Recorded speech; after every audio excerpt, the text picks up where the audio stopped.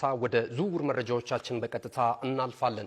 የስፔኑ ክለብ ሪያል ማድሪድን ቀዳሚ እናደርጋለን። ሪያል ማድሪድ እንግዲህ አሰልጣኝ ጆዜ ሞሪኒዮን ከሾመ በኋላ ለመጪው የ2026-27 የውድድር ዘመን አዳዲስ ተጫዋቾችን እያስፈረመ ነው የሚገኘው። ተሰናባች ተጫዋቾችንም እንደዚሁ እያስወጣ ይገኛል ማለት ነው። እስካሁን ድረስ እንደነ ኢብራሂም ኮናቴ እንደዚሁም በርናንዶ ሲልቫን በነፃ ዝውውር ዴዜል ደቭሪስን ማርክ ኩኩሪያን እንደዚሁ ማስፈረም ችሏል። አሁን ደግሞ ተረኛው የነጮቹን ማሊያ እንዲለብስ ከጫፍ የደረሰውና ለስምምነትም የደረሱበት ተጫዋች ያን ዲያሞንዴ ሆኗል። ይህ ተጫዋች በጀርመኑ ክለብ አርቢ ላይፕዚግ እየተጫወተ እጅግ በጣም አስደናቂ ብቃቱን ማሳየት ችሏል። በቅርቡ በተጠናቀቀው የዓለም እግር ኳስ ዋንጫ የውድድር መድረክ ላይ የብርቱካናማዎቹን የኮት ዲቫር ብሔራዊ ቡድንን ማሊያ ለብሶ እንግዲህ በጣም አስደምሞን ነበረና ይህንን የተመለከቱ ታላላቅ ክለቦች የተጫዋቹን ዝውውር ለማግኘት ሲጥሩ እንደነበረ እናስታውሳለን። በተለይ ደግሞ የፈረንሳዩ ክለብ ፒኤስጂ ዝውውሩን ለመፈጸም ከጫፍ ደርሶ ነበር። ከተጫዋቹ ጋር በግል ጥቅም ጉዳይ ከጫፍ ከደረሰ በኋላ አሁን ላይ ዝውውር በስፔኑ ክለብ ሪያል ማድሪድ ስለመጠለፉና ተጫዋቹን ለማስፈረም ከስምምነት ላይ ስለመድረሳቸው እየተገለጸ ነው የሚገኘው። ሻጩ ክለብ አርቢ ላይፕዚግ የሚፈልገው 100 ሚሊዮን ፓውንድ እንደዚሁ ሊከፈለው ስለመስማማቱ ተነግሯል ማለት ነው እና በርከት ያሉ ተጫዋቾችን እያመጡ ነው የሚገኙት። በእርግጥ የሚለቁ ተጫዋቾች አሉ። ከሰሞኑ እንግዲህ በተለይ እነዚህን ሁለት የረፍት ቀናቶች አየሩን አጠቃላይ የዝውውር መስኮቱን ተቆጣጥሮት ያለ ጉዳይ አለ። የቪኒ ጁኒየር ጉዳይ ማለት ነው። ሪያል ማድሪድን የሚለቅ ከሆነ ይህንን ተጫዋች ማን ሊተካው ይችላል የሚለውም ነገር በጣም አሳሳቢ ነው። የሪያል ማድሪድ ደጋፊዎችን እያስጨነቀና እልባት እንዲያገኝ ፍላጎታቸውን በማሳየት ላይ ይገኛሉ። በተለያየ የሶሻል ሚዲያ አማራጮች ሀሳባቸውን በመሰንዘር ላይ ነው የሚገኙት። የእሱን ዝውውር ጉዳይ በተመለከተ ከአርሰናል ጋር አያይዘን እናነሳዋለን። ወደ አርሰናል የዝውውሩ ሁኔታ ስናልፍ እንግዲህ የሰሜን ለንደኑ ክለብ አርሰናል አንድም ሻምፒዮናነቱን ለማስቀጠል እንደዚሁም ደግሞ በቀጣይ ጫፍ ላይ ደርሶ አንዱን ጆሮ ከያዘው በኋላ ያመለጠውን የቻምፒየንስ ሊግ የውድድር መድረክ የዋንጫ ክብርን ለማሳካት እንግዲህ ከዚህ የበለጠ መጠንከር እንዳለበት ነው ብዙ ሀሳቦች እየተሰነዘሩ የሚገኙት። ክፍተት የታየበት ዲፓርትመንት ላይ አዳዲስ ተጫዋቾችን ማምጣት ይጠበቅበታልና እንግዲህ አንድሪያ ቤርታ የዝውውር ሂደታቸውን አስቀድመው ነው የጀመሩት። ፔሮ ኢንካፔ የውሰት ውል ወደ ቋሚነት አምጥተውታል። ወደ 34.5 ሚሊዮን ፓውንድ በመክፈል ማለት ነው። ከዛ ባለፈ ደግሞ ግሪካዊ ኢንተርናሽናል ክሪስቶስ ቲዞሊስን 34 ሚሊዮን ፓውንድ ኢንቨስት በማድረግ ይህንን ተጫዋች የግላቸው አድርጓል። ሂላን ሜስሌየርን ደግሞ ከሊድስ ዩናይትድ እንደዚሁ ፍሪ ኤጀንት ነበረ። ይህንን ደግሞ ግብ ጠባቂ ነው፣ በነፃ ዝውውር ማስፈረማቸው የሚታወስ ነው።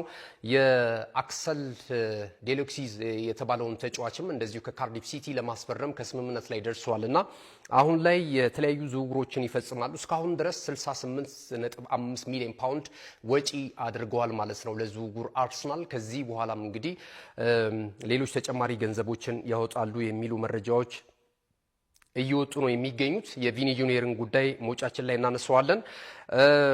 የማንቸስተር ሲቲን ዝውውር መረጃ እንደዚሁ ስናስከትል የኢታዱ ክለብ አሰልጣኝ ኤንዞ ማሬስካን መቅጠሩ የሚታወስ ነው። በአዲሱ የውድድር ዘመን ያው ከአሰልጣኝ ጋርዲዮላ ጋር የተለያዩት ሲቲዝኖቹ ወይም ዜጎቹ ኤንዞ ማሬስካ ነው የሚመሩት በአዲሱ የውድድር ዘመን ማለት ነው። እሳቸው ደግሞ ለራሳቸው አጫዋት ፍልስፍና የሚመቿቸውን ተጫዋቾች ለማምጣት እንደዚሁ እንቅስቃሴ በማድረግ ላይ ነው የሚገኙት።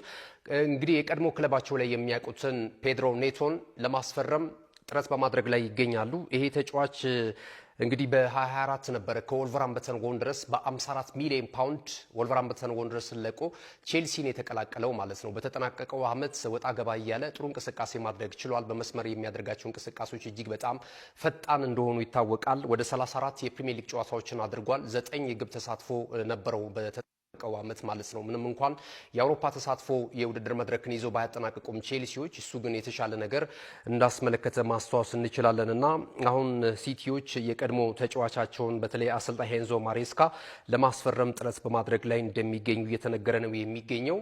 ረዘም ያለ የውል ኮንትራት አለው እስከ 2031 ድረስ የሚቆይ ማለት ነውና ሲቲዎች ግን ይህንን የውል ኮንትራት ማፍረሻ በመጠቀም ይህንን ተጫዋች ለማምጣት ፍላጎት አላቸው የሚሉ መረጃዎች እየወጡ ነው የሚገኙት። የብራድሊ ባርኮላን የዝውውር ጉዳይ እናነሳለን። ብራድሊ ባርኮላ ወደ ሊቨርፑል የማምራቱ ነገር አይቀሬ ስለመሆኑ እየተገለጸ ይገኛል።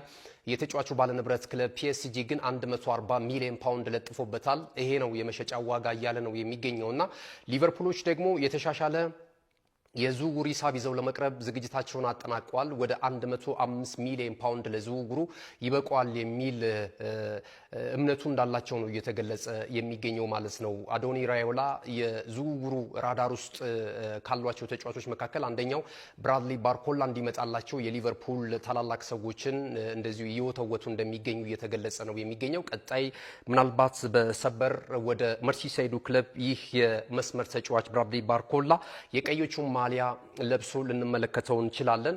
በፒኤስጂ እንደማይቆይ አሳውቋቸዋል በይፋ በዚህ ክለብ ውስጥ በአዲሱ የውድድር ዘመን መጫወት እንደማይፈልግ ተናግሯል። ወደ ሌላ ክለብ ማምራት ይፈልጋል።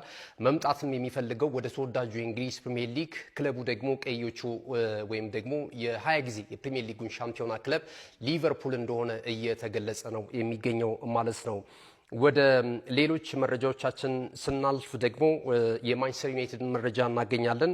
ዩናይትድ እንግዲህ ከዚህ ቀደም እንደምናስታውሰው ከጣሊያኑ ክለብ አታላንታ አንደርሰን ስለማስፈረሙ ብዙ የመገናኛ ብዙሃን ከዘገቡት በኋላ ላይ እንግዲህ ውሉ ደግሞ የተቋረጠበትን ሂደት ማንሳት እንችላለን። ዳግም አሁን ቀይ ሰይጣናቱ የዚህን ተጫዋች ፊርማ ለማግኘት እንደዚሁ እንቅስቃሴ መጀመራቸውንና አዲስ ምዕራፍ መክፈታቸው እየተገለጸ ነው የሚገኘው። እንግዲህ አቋም መፈተሻ ጨዋታ ቸውን በማከናወን ላይ ይገኛሉ። ከዚህ ቀደም እንደምናስታውሰው ማለት ነው። አሁንም በቀጣይ ጨዋታ አላቸው። ጥሩ ዝግጅት እያደረጉ ነው የሚገኙትና የአማካኝ ስፍራቸውን ለማጠናከር በተለይ አንደርሰን የሚያገኙት ከሆነ በጣም ግሩም ተጫዋች መሆኑ ይታወቃል። አንደርሰን በሴሪያው ክለብ ያለው ብቃት ይታወቃል። የወጡትን ልጆች የነ ካስሜሮን ቦታ በሚገባ በመሸፈን በርናንዶ ጋር የሚኖራቸውም ጥምረት እጅግ በጣም አጓጊ ሆኗል ማለት ነው ከወዲሁ ማለት ነውና እንግዲህ በቀጣይ የምንመለከተው ይሆናል። ዩናይትዶች ይህንን ተጫዋች ዳግም ለማስፈረም ግን በእንቅስቃሴ ላይ እንደሚገኙ የተለያዩ የመረጃ ምንጮች እየዘገቡ የሚገኙት ማለት ነው። ወደ አርሰናል መረጃ እንለፍ። የአርሰናል መረጃ እንግዲህ በሳምንቱ መጨረሻ ቀናት ብዙውን የዝውውር ሂደት ይዞት የነበረው ይህንን ብራዚላዊ ኢንተርናሽናል መድፈኞቹ ለማስፈረም ከፍተኛ ጥረት በማድረግ ላይ ነው የሚገኙት። ተጫዋቹ 11 ወራቶች ብቻ ይቀሩታል በሪያል ማድሪድ ቤት ያለው የውል ኮንትራት ሊጠናቀቅ ማለት ነውና የውል ኮንትራቱን የማያድስ ከሆነ በቀጣዩ አመት በነፃ ነው ይህንን የመሰለ ተጫዋች የሚያጡት ማለት ነውና አንደኛው ክለቡን ይለቃል የሚል እምነት ያደረባቸው ወይም ተስፋ የጣሉት ተጫዋቹ ከጆዜ ሞሪኒዮ ጋር ያለው ግንኙነት ጥሩ እንዳልሆነ እየተነገረ ነው የሚገኘው። ከዚህ በፊት ታስታውሱ እንደሆነ ቤኔፊካና ሪያል ማድሪድ የቻምፒየንስ ሊግ ጨዋታ ባደረገበት ሰዓት ላይ በዛ እንቅስቃሴ ላይ እንግዲህ ሁሉም የእግር ኳሱ ቤተሰቦች እንደሚያስታውሱት የዘረኝነት ጥቃት በቤኔፊካው ተጫዋች ተሰንዝሮበት ነበርና በዛ ወቅት ምናልባት ቪኒ ጁኒየርን የማይደግፍ ሀሳብ ሰንዝረዋል። የራሳቸውን ተጫዋች ተከላክሏል የሚለው ሀሳብ ዛሬም ድረስ በቪኒ ጁኒየር አእምሮ ላይ ቂም እንዲይዝ አድርጎታል የሚል ሀሳቦች እየተሰጡ ነው የሚገኙትና ክለቡን ሊለቅ ይችላል። በቀጣይ ከአሰልጣኝ ጆዜ ሞሪኒዮ ጋር የሚኖራቸው ቆይታ መልካም ላይሆን ስለሚችል ተጫዋቹ ክለቡን እንዲለቅ ሊገፋፋው ይችላል የሚሉ መረጃዎች ነው እየወጡ የሚገኙት ማለት ነውና የምንመለከተው ይሆናል። አርሰናል የተለያዩ አማላይ ሳምንታዊ ደሞዝ ክፍያ ለመክፈልም ስለመዘጋጀቱ እየተገለጸ ይገኛል። በነጮቹ ቤት ወደ 400,000 ፓውንድ ነው በሳምንት የሚከፈለው ይህ ተጫዋች።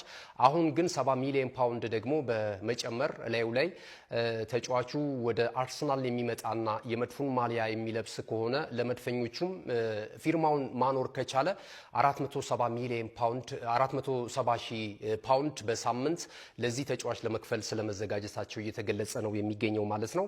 አርሰናል ከዚህ በተጨማሪ ከተለያዩ ተጫዋቾች ጋር ስሙ እየተያያዘ ነው። ከሰሞኑም እንደተመለከት ነው አንደኛው የብሩኖ ጉማሬዥ ጉዳይ ነው። ብሩኖ ጉማሬዥ በቀጣዩ አርብ የኒውካስል ዩናይትድ የሰጠው የረፍት ጊዜ ከዓለም ዋንጫው መልስ ይጠናቀቃል። አርብ ክለቡን የማይቀላቀል ከሆነ በይፋ እንግዲህ አርሰናል ተጫዋች ለመሆን ወስኗል ማለት ነው የሚሉ ጉዳዮችን እንድንመለከት ያደርገናል ማለት ነው። አሰልጣኝ ኤዲያው ተጠይቀው ተጫዋቹ የኒውካስል ዩናይትድ ነው፣ ስለ ዝውውሩ ምንም የማውቀው ነገር የለም፣ ነገር ግን ከኛ ጋር እንደሚቆይ ነው የሚሰማኝ የሚል ሀሳብ ሰንዝረዋልና የ28 ዓመቱ ተጫዋችን በተመለከተ ቀጣይ እንግዲህ አርሰናሎች የተሻሻለ 70 ሚሊዮን ሚሊዮን ፓውንድ ለተጫዋቹ ባለንብረት ክለብ ኒውካስል ዩናይትድ ያቀርባሉ ተብሎ ነው እየተነገረ የሚገኘው። እነሱ እስከ 80 ሚሊዮን ፓውንድ ድረስ ተጫዋቹ እንደሚያወጣ ተስፋ አድርገዋል ማለት ነው።